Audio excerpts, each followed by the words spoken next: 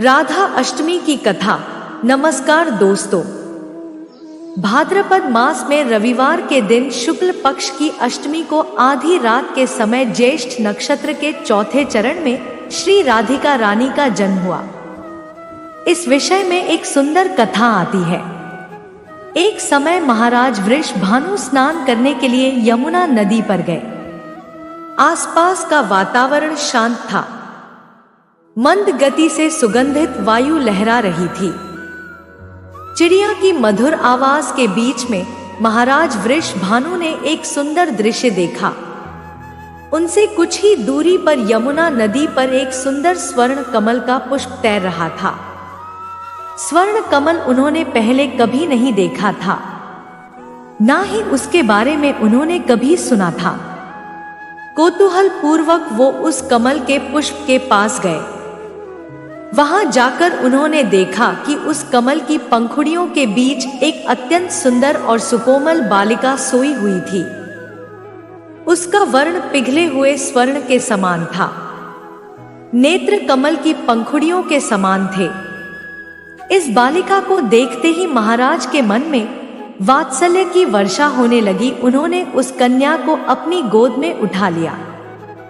आसपास देखा तो कोई भी नहीं था। इस प्रकार एक नवजात शिशु को किसने छोड़ा होगा?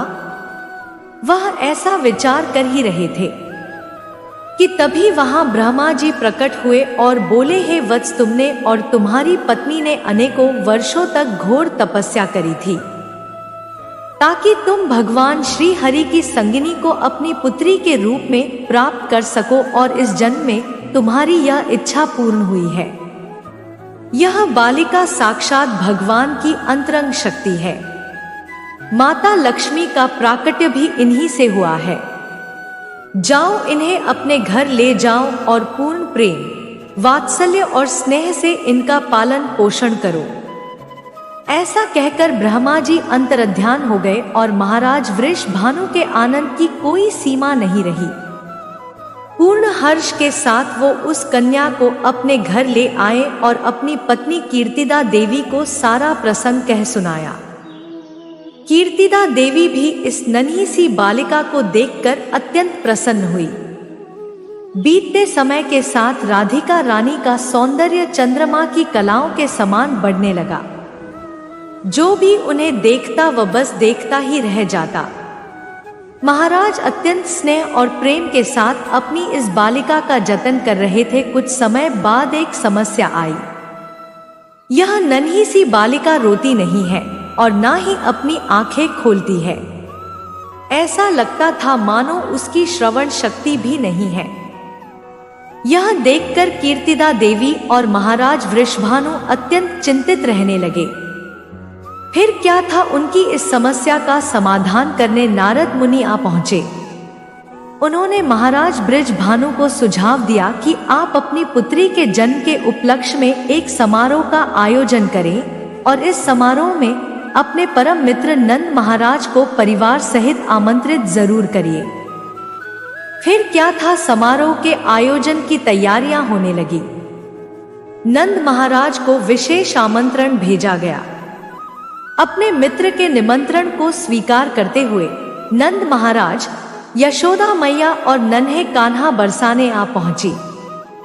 नन्हे कृष्ण को पता था कि उन्हें क्या करना है और कहां जाना है।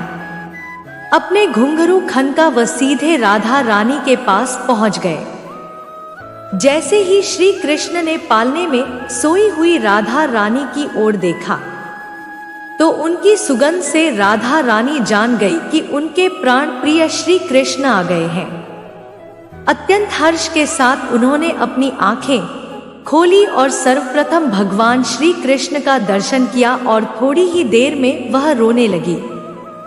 अपनी पुत्री को पहली बार नेत्र खोले और रोते हुए देख कीर्तिदा देवी और महाराज वृषभानु अत्यंत हर्षित हुए।